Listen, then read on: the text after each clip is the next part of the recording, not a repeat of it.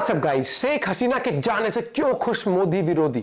ले भैया देखते हैं भी क्या है बांग्लादेश न्यूज लेटेस्ट। तो आज रौनक का फनतंत्र का एपिसोड है।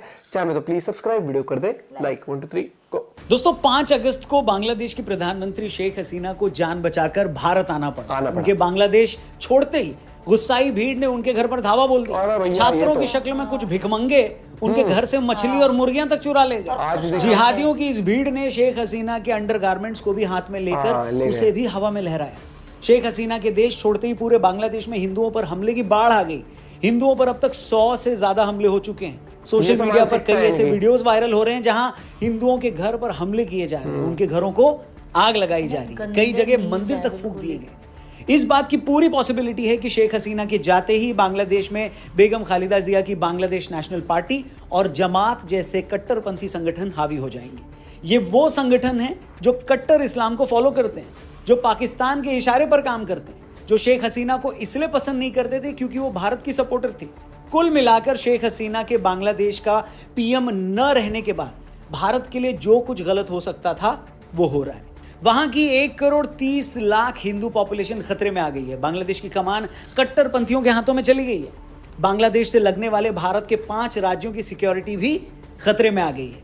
मगर बावजूद इसके भारत में बहुत सारे लोग शेख हसीना के बांग्लादेशी पीएम न रहने का ऐसे जश्न मना रहे हैं जैसे किसी बांग्लादेशी रिक्शे वाले की भारत में 5 करोड़ की लॉटरी लग गई है। वाह। शेख हसीना के बांग्लादेश का प्रधानमंत्री न रहने पर इन कुकुरमुत्तों की फौज क्यों खुश है, उस पर तो मैं बाद में आऊंगा। पहले हम ये समझ लेते हैं कि शेख हसीना के बांग्लादेश का पीएम न रहने पर भारत को क्या क्या नुकसान है। इसलिए वीडियो पूरी देखिएगा और ये वीडियो पसंद आए तो इसे और भी लोगों तक पहुंचाइएगा, शेयर जरूर करिएगा। शुरू करते हैं। ओके। बांग्लादेश में कट्टरवादी ताकतों को हमेशा से इस बात की चिढ़ रही है कि शेख हसीना भारत के इतना क्लोज क्यों है। 2019 से लेकर अब तक शेख हसीना और भारतीय प्रधानमंत्री नरेंद्र मोदी 10 बार मिल चुके हैं। सिर्फ इस साल ही शेख हसीना 3 बार भारत आ चुकी हैं। जुलाई में ही $1 बिलियन के रिवर डेवलपमेंट प्रोजेक्ट के लिए शेख हसीना ने चीन की बजाय भारत को तरजीह दी। भारत और बांग्लादेश के बीच 5 राज्यों में 2200 किलोमीटर का बॉर्डर लगता है। ये वो बॉर्डर है जहां से घुसपैठिए और टेररिस्ट एलिमेंट्स लगातार भारत में घुसने की कोशिश करते रहते हैं। शेख हसीना के पीएम रहते इन एलिमेंट्स पर प्रेशर बना हुआ था। पाकिस्तान की आईएसआई और जमात जैसे कट्टरपंथी संगठन भारत की दोस्त शेख हसीना को कभी भी पसंद नहीं करते थे। सिक्योरिटी एजेंसीज को इनपुट मिली कि पाकिस्तान की आईएसआई और उनके स्लीपर सेल्स शेख हसीना को कमजोर करने के लिए लगातार ढाका में काम कर रहे थे। इस काम के लिए जमात को आईएसआई से मोटा पैसा भी मिला था। और आज जब शेख हसीना देश छोड़ चुकी हैं तो जमात जैसे कट्टरपंथी इस्लामिक संगठन और बांग्लादेश नेशनल पार्टी जैसी एंटी हिंदू पार्टियां बांग्लादेश में मजबूत होंगी। रिवर प्रोजेक्ट भारत को देने के बाद से चीन भी शेख हसीना से खुश नहीं था। ये भी खबरें हैं कि अमेरिका भी लगातार बांग्लादेश से ये कह रहा था कि वो उसे अपनी समुद्री सीमा में आर्मी बेस बनाने के लिए जगह दे। और जब बांग्लादेश ने ऐसा करने से मना कर दिया तो अमेरिका भी काफी नाराज हो गया। उसी वक्त से अमेरिका की डीप स्टेट अपने काम में लग गई थी। इस साल जब शेख हसीना फिर से पीएम बनी तो अमेरिका ने बांग्लादेश में हुए इलेक्शन की फेयरनेस पर सवाल उठा दिया। मतलब चीन से लेकर अमेरिका और पाकिस्तान से लेकर खुद बांग्लादेश की कट्टरपंथी ताकतें शेख हसीना के खिलाफ थी। मगर शेख हसीना ने इस दौरान भारत से रिश्ते कमजोर नहीं किए। इतने प्रेशर के बावजूद वो अपने ही देश की कट्टरपंथी ताकतों के आगे नहीं झुकी। इसलिए अगर आज शेख हसीना बांग्लादेश की पीएम नहीं रही तो सबसे ज्यादा फिक्र भारत को ही होनी चाहिए और इसका सबसे ज्यादा नुकसान हमें ही हुआ है। मगर जैसा कि मैंने कहा, फिर भी बहुत सारे कुकुरमुत्ते इस बात पर ऐसे ताली बजा रहे हैं जैसे कोई छपरी लौंडा बारिश में किसी लड़की के स्कूटर से गिर जाने पर खुश होता है। गजब बेइज्जती। और ये लोग इस हद तक खुश हैं कि ये जिहादी शेख हसीना के घर सामान भी चोरी कर रहे हैं और उनके अंडरगारमेंट्स को हवा में लहराकर एक औरत की बेइज्जती भी कर रहे हैं। तब भी बहुत सारे टीवी से बेरोजगार हुए एंकर्स इसे क्रिटिसाइज करने की बजाय इसे भीड़ की शक्ति बता रहे हैं। मतलब यही भीड़ मंदिरों में आग लगा रही तो इन्हें नहीं दिखता। यही भीड़ हिंदू बस्तियों को तबाह कर रही है, ये भी इनको नहीं दिखता। बांग्लादेश में आज हर जगह हिंदू बच्चियों और औरतों के साथ गलत हरकतें हो रही हैं। ये सब भी इनकी मोतियाबिंद आंखें नहीं देख पा रही हैं। मगर ये ऐसे अकल के दुश्मन हैं कि भीड़ की हिंसा में उसकी शक्ति देख रहे हैं।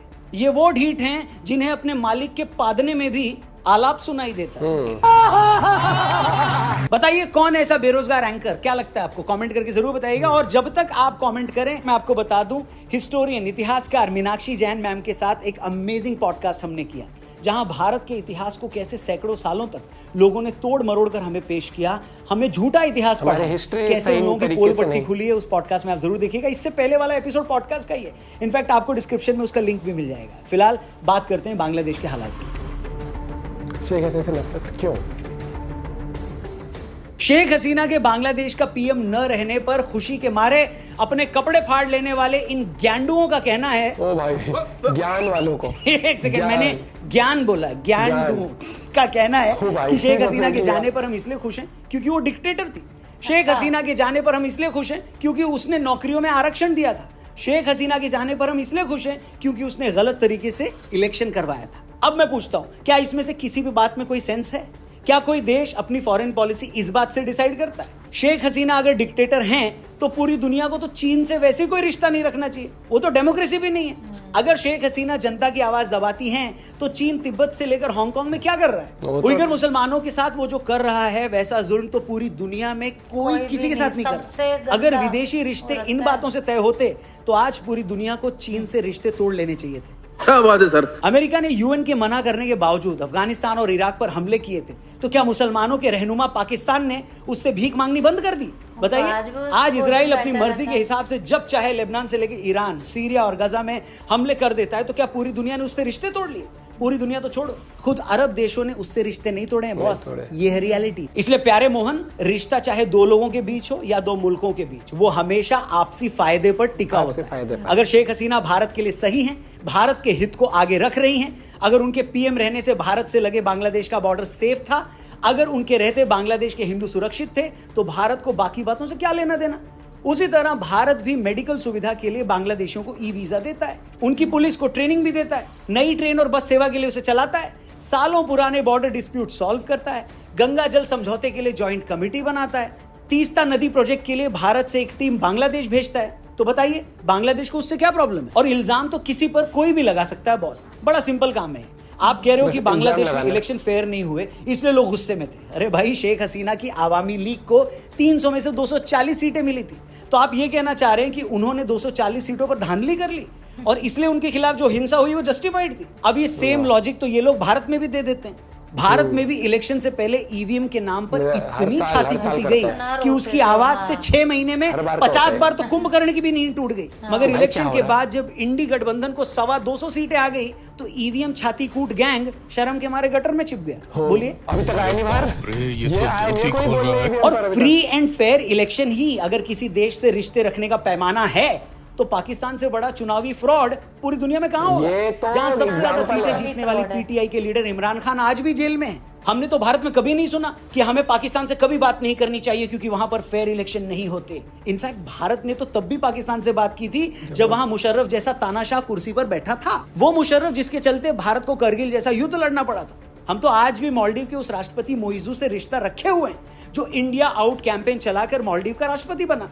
इसलिए इस बात में क्या लॉजिक है कि शेख हसीना डिक्टेटर थी, तानाशाह थी, वहां कैसे आया था इलेक्शन हुए, इस पे, कितनी धांधली मोदी हुई? की हेलो, उस पे। न इन बातों को हम भारत में उस पे। बैठकर प्रूव कर सकते हैं और न ही खारिज। हमें तो बस ये देखना था कि वो भारत के लिए कैसी थी, हमारे लिए कैसी थी।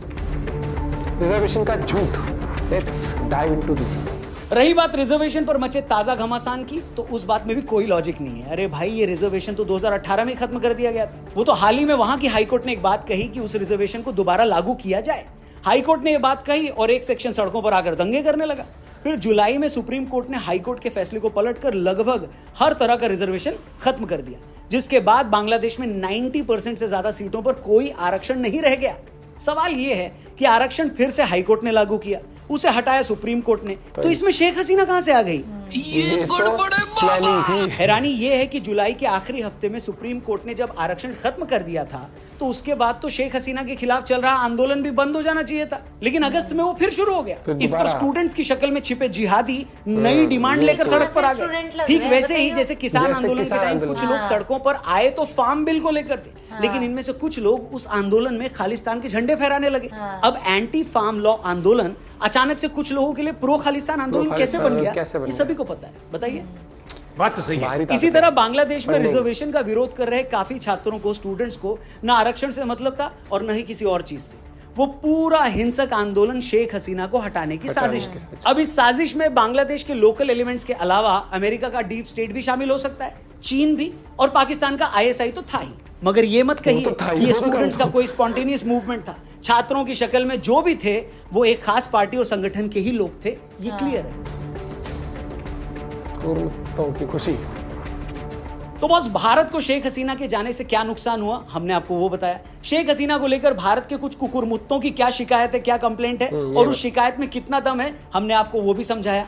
अब आते हैं उस बात पर कि फिर से ये कुकुरमुत्ते शेख हसीना के जाने पर इतना खुश क्यों हैं। दरअसल इन कुकुरमुत्तों की खुशी बड़ी साफ है, वेरी क्लियर। जब भी दुनिया में किसी चुनी गई सरकार के खिलाफ कोई आंदोलन होता है, जहां जनता राष्ट्रपति या प्रधानमंत्री के घर घुसकर सामान फेंकती है, चुराती है, ऐसा करके वो हिंसक भीड़ उस देश के मुखिया को डराती है, तो भारत में बैठे कई लोग भी सपने देखने लगते हैं। उन्हें लगता है कि सेंटर में बैठी जिस सरकार को हम पसंद नहीं करते, जिस सरकार को अपने इतने प्रोपोगेंडा के बावजूद हम उखाड़ नहीं पा रहे, इस सरकार के साथ भी यही होना चाहिए। इसलिए ये लोग किसी भी डेमोक्रेटिक तरीके से चुनी सरकार के तख्ता पलट का जश्न मनाते हैं, उसे सेलिब्रेट करते हैं। ये लोग तब भी खुश थे जब श्रीलंका में ऐसा हुआ था, और ये लोग आज भी खुश हैं जब बांग्लादेश में ऐसा हो रहा है। इसीलिए अगर भीड़ शेख हसीना के घर में घुसकर उनका सामान भी चुराती है, तो भारत में बैठे कुछ पूर्व टीवी बेरोजगार पत्रकार उसे जस्टिफाई करते हैं। ऐसी हरकतों को जस्टिफाई करके वो एक तरह से भारत में बैठे कट्टरपंथी एलिमेंट्स को ये मैसेज देते हैं कि तुम भी ऐसा कर सकते हो,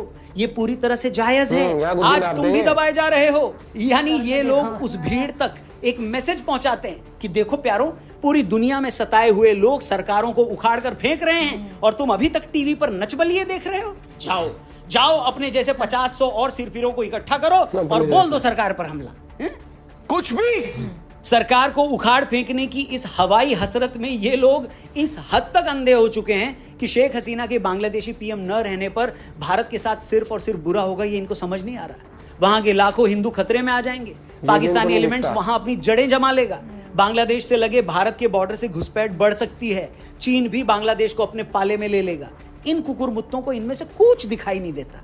नफरत एक ऐसा नशा है दोस्तों, जिसके आगे महंगी से महंगी शराब भी फीकी लगती है, और ये लोग पिछले कई सालों से वही नशा कर रहे हैं। जैसे एक नशेड़ी हर सुबह उठकर जब तक पाउडर न खींच ले तब तक उसे होश नहीं आता, उसी तरह नफरत के इन सौदागरों को तब तक सांस नहीं आती जब तक ये रोजाना जहर न उगल लें। बाकी आपको क्या लगता है, हम भारतीयों को शेख हसीना के जाने का जश्न मनाना चाहिए? क्या उनका जाना हमारे लिए अच्छा है? और अगर अच्छा नहीं है तो जो लोग भारत में उनके जाने पर पेड़ की डालियों पर लटक कर बंदरों के साथ कैबरे डांस कर रहे हैं, वो इतना खुश क्यों है?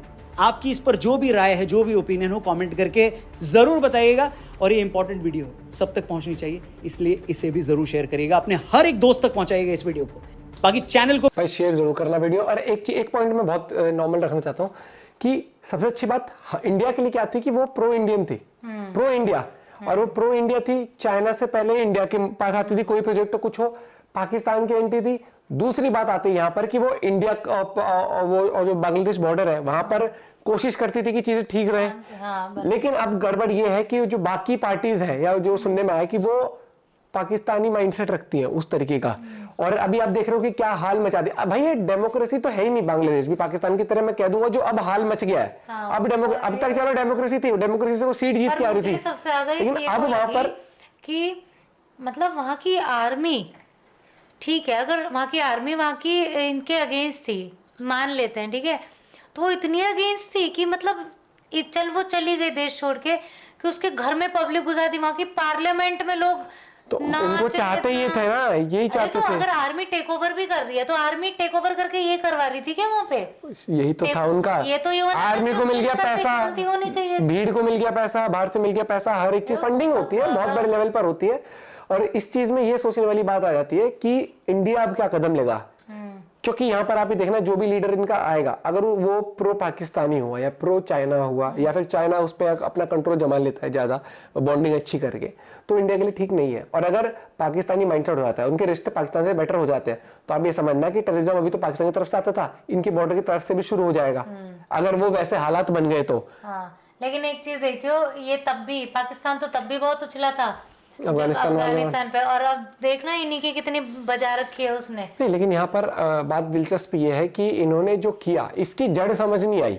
जो कोटे के लिए प्रोटेस्ट था उसके खिलाफ भी सुप्रीम कोर्ट ने फैसला दे दिया था। मैं कह रही हूँ इतना नहीं हो, मतलब जितना यहाँ पे ऐसा कर दिया ना, ये तो मुझे जैसे उसने वो छोड़ा, अरे अब इंडिया में नहीं बैठते, CANRC पता है नहीं क्या कानून है, बैठ जाएंगे बस हाँ। कि फुल फॉर्म नहीं पता जी, कानून नहीं पता हमें, लेकिन वो क्या कहते हैं, मुस्लिम खतरे में है। तो छोड़, सब छोड़। एक तो उसमें बैठा था किसान आंदोलन में, कह रहा वो जो हम वो जलाते हैं ना, उसके ऊपर, उसके ऊपर है ये, पराली के ऊपर। हाँ, पराली भाई के यार कुछ ऊपर पता, आधे से तो ज्यादा उसे तो मैंने ये देखा। बताया था कि 500 रुपए मिलेंगे तुझे, उसे ये हाँ। पता ही नहीं था कि तेरे से क्वेश्चन। और एक और चीज मैं कहूंगा, यहाँ पर काफी आ जाते हैं यहाँ पर फिर क्वेश्चनिंग करने के लिए।